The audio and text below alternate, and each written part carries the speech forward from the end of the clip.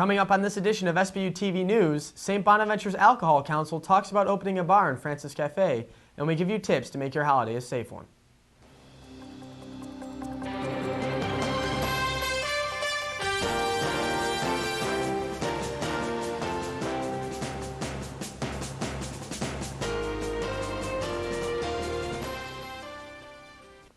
Welcome to Sbu TV. I'm Kevin Rooney. And I'm Rob Cannon. Big changes could be on the horizon for Francis Cafe. The dining facility on the east side of campus is popular among upperclassmen. Kelly Eschberger has more. Felt that in the Francis Cafe there might be potential to obtain a liquor license and to operate a facility there. The report also discussed the logic involved in placing an alcohol serving facility in the area where most upperclassmen reside, as opposed to the Rathskeller, which is located right across the street from the newly established all-freshman dorms. Students that we talked to agreed.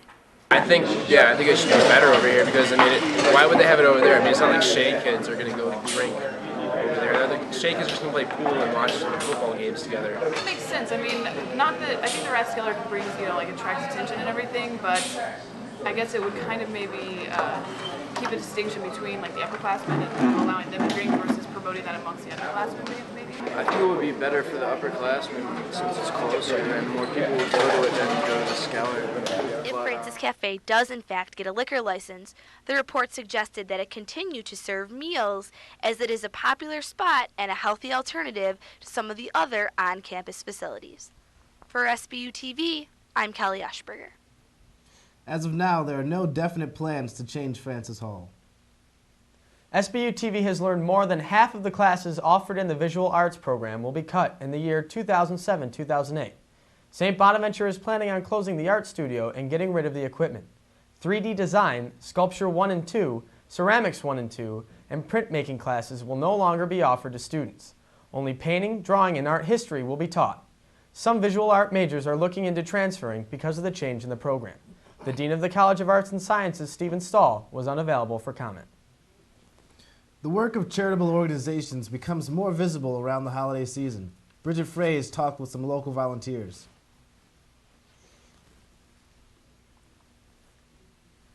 You're probably familiar with this sound. You'll hear it often come holiday season. It's the bell ringer from the Salvation Army. Salvation Army is a really good charity. Sometimes we have trouble because there's not enough food in the pantry to help those that come in, or the funds aren't coming in right. The bell ringer's job isn't as easy as it may seem. Stand out in the cold a lot, in the rain and stuff, wind. It feels good to help those ones that are in need. Another way you can get involved is by giving new presents to the Marine Corps' Toys for Tots program. To get people to come in, to bring in toys for children that are needy. The Marines feel it's necessary to focus on outreach and charity. The military is not just fighting in different places and war and all that. We're given to the country and given to the world, actually. Volunteers echo the giving theme of the season. It's not really for us, it's for those that need it. For Sbu TV, I'm Bridget Fraize. The Toys for Tots and Salvation Army drives continue until Christmas.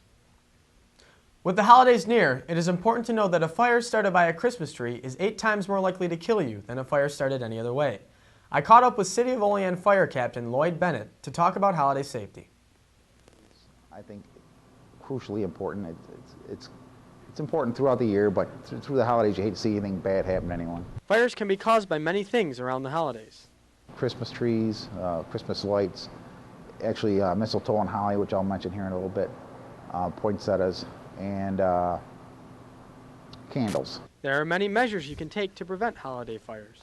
With the Christmas tree lights, if you have an artificial tree, definitely use the smaller indoor lights. We've had trouble with some of the bigger lights, which you don't see too much anymore, but we've had trouble with the big lights on artificial trees. If you get a natural tree, you got to keep it well hydrated. It's not only fires that can be dangerous during the holidays. Other holiday favorites can be deadly as well. Poinsettias, particularly, are poisonous, actually, these plants are. And especially to small kids. The smaller the kid, the smaller the dose. So if a small child gets a hold of, say, a mistletoe and is able to chew on it, he can get himself real sick or possibly even be fatal That's how poisonous these plants are. So for a safe holiday, remember 2 things. Smoke detectors are big, definitely. Every time of the, you should have changed your batteries back when we changed our clocks. If you didn't, now's a good time to do it. And, don't hit the eggnog too hard, I guess. 37% of all house fires happen around the holiday season. Construction projects on St. Bonaventure's campus are in full swing. According to Brenda McGee Snow, Vice President for Business and Finance, the William Walsh Science Building is currently 2 weeks ahead of schedule. But the construction is proceeding along, although we have experienced a few delays. We're not going to complete a gourmet coffee cafe as soon as we had hoped at the beginning of next semester. Other minor renovations include giving a facelift to the Rathskeller, redecorating the University Club located above Hickey Dining Hall, and new offices in Plaster Park. We will be formally establishing the offices for the Madrone Grace Center project. These will be housed in Plasman 105, a suite of offices, 2 offices, and a reception area. All minor renovations are expected to be completed over winter break. Shopping for the holidays can be hectic. Some consumers are avoiding the chaos by shopping in crowded stores by purchasing gifts online.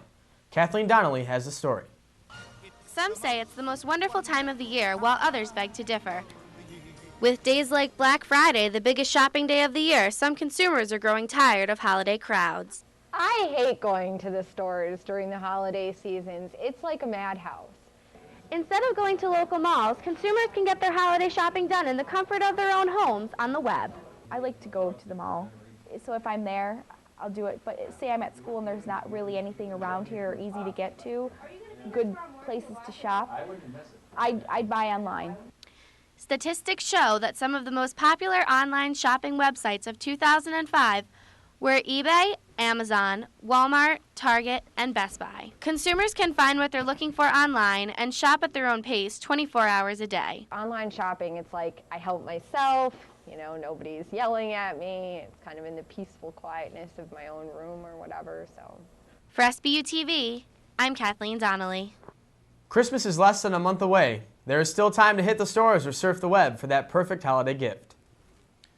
Every time a school bus crashes, we ask the same question. Shouldn't there be seatbelts on every bus? It happened just last week in Alabama, and the bus crash that killed 4 teenage girls. Now a family in Massachusetts is coming out with their own answer. Portable seatbelts. CNN's Dan Lothian has more on their push to save lives.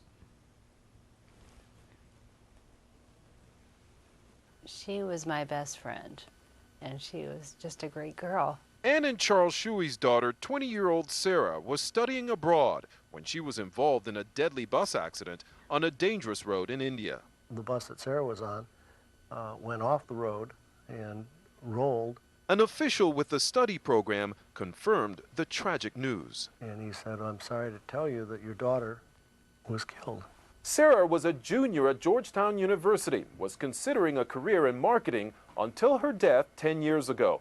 Her parents say they could have become angry or depressed, but instead decided to turn their loss into something good. I've always wanted to invent the portable seatbelt. A product they thought could be a lifesaver for students traveling on dangerous roads, especially in countries with inadequate vehicle safety standards. So they met with an engineering professor at the University of Massachusetts. And Vanessa said, well, you know what? It's possible. Our design team works on these different projects. He enlisted the help of 7 teams made up of engineering students. It really inspired us and made us want to engineer the best seatbelt we could. Saving lives is a huge goal for us. After trial and error, Clint Walton and Josh Doolittle came up with the winning design. Our basic design is this carrying case. Right now, weighs 5 pounds. Pull it around, sit down on it, and over your head. And if she had had a seatbelt on, I'm convinced that she would be alive today. There is still more work to be done before this product can hit the market.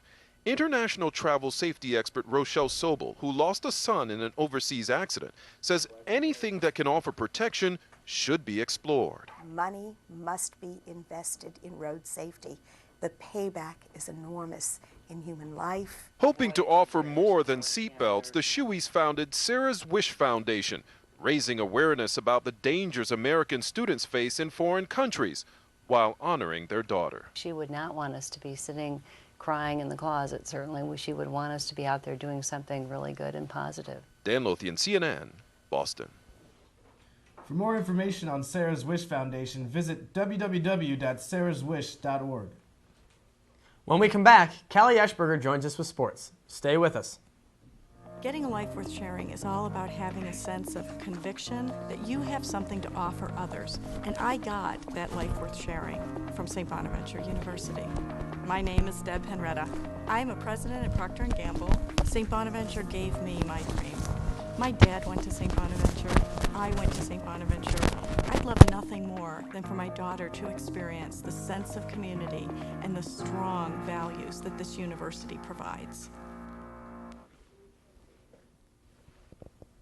Welcome back. Callie Eschberger joins us with sports.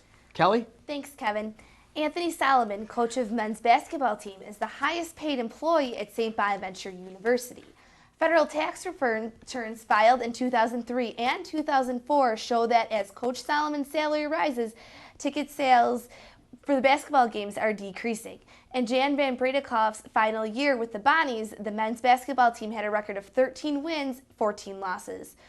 But due to an ineligible player, Bonaventure had to forfeit all but one game, leaving the team with a devastating record of 1-26. This was the worst record the Bonnies had seen since the 1934-35 season. The following season, men's basketball team with Anthony Solomon taking over as head coach. Coach Solomon gave the Bonnies some wins, but ticket sales have been decreasing each year he has been coaching at St. Bonaventure. The Sports Communication Office declined an interview on the issue. The Coach Anthony Solomon radio show is in its 4th season. The show has moved the location this year from the Village Green Pub to the St. Bonaventure Clubhouse restaurant with hopes to draw in a bigger student crowd. Gary Neese, the radio voice of the Bonnies, hosts the show where he and Coach Solomon discuss player performances, past and future games. During the last show, Solomon touched on the Bonnies' road win over Central Connecticut State on November 25th. The next show will be Monday, December 4th at 7:30 p.m. and can be heard on WPIG 95.7 and WHDL 1450 a.m. The Bonnies men's basketball team met Niagara for the 147th time last Wednesday at the Riley Center. The Little Three rivalry on campus dates back to 1966 when fans from Niagara visited the Riley Center for the first time ever. 1976 Niagara graduate Tony DiMichele spoke about the spirit of fans from both schools. Diana Sutton, a resident of Hinsdale, also spoke about her experience as a former Bonnies student at the games. Some Niagara fans, mine included. I recognize we had good fans too, but Bonaventure had it over us. Can you take me through what was it like during the time of... Dutton remembers the rivalry between Bonnies and Niagara more like being a love-hate relationship. Players and almost everybody on campus was here. And it was so loud you could hardly really hear yourself think.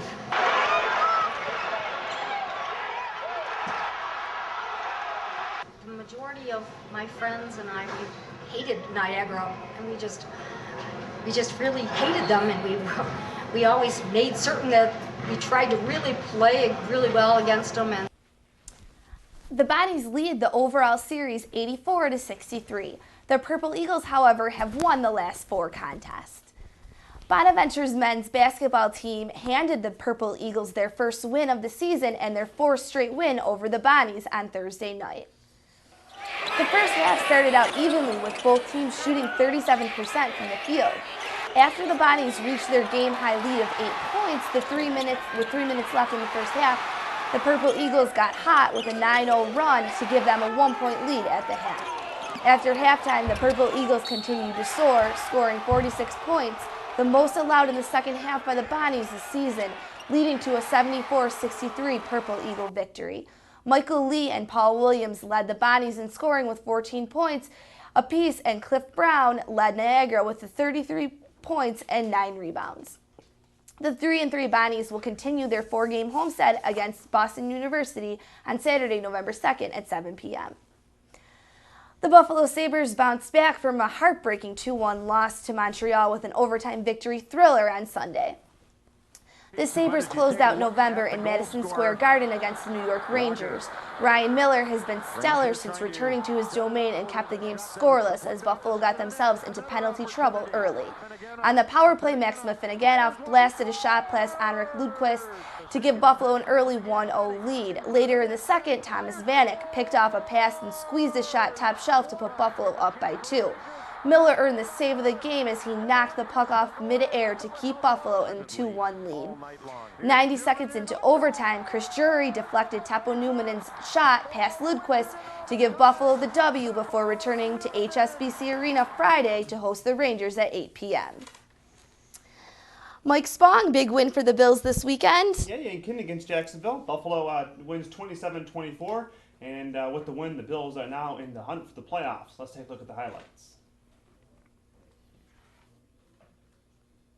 The Bills make me wanna shout. Let's take you back. Buffalo Bills, Jacksonville Jaguars, Ralph Wilson Stadium, and Willis McGee makes his return to the lineup. First series for Buffalo, J.P. Lossman looks deep and is intercepted, but Robert Royal strips the ball from the Jaguars defenseman, and the Bills take over 1st and 10. Wasting no time, McGee capitalizes on a 4-yard touchdown run to give the Bills the 7-0 lead.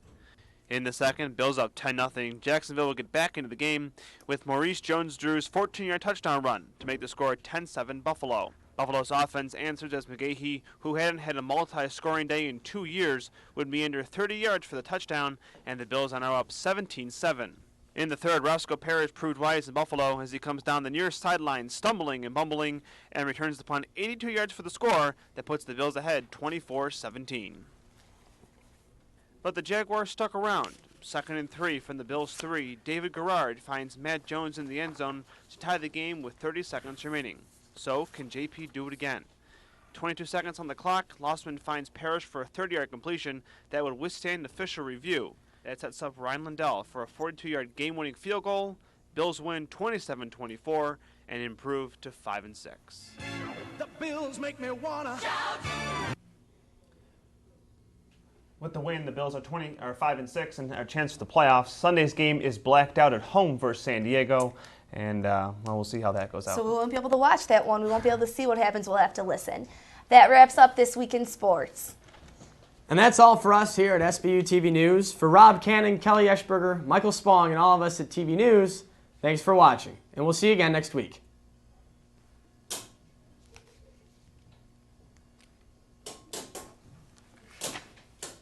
News Music Sampler.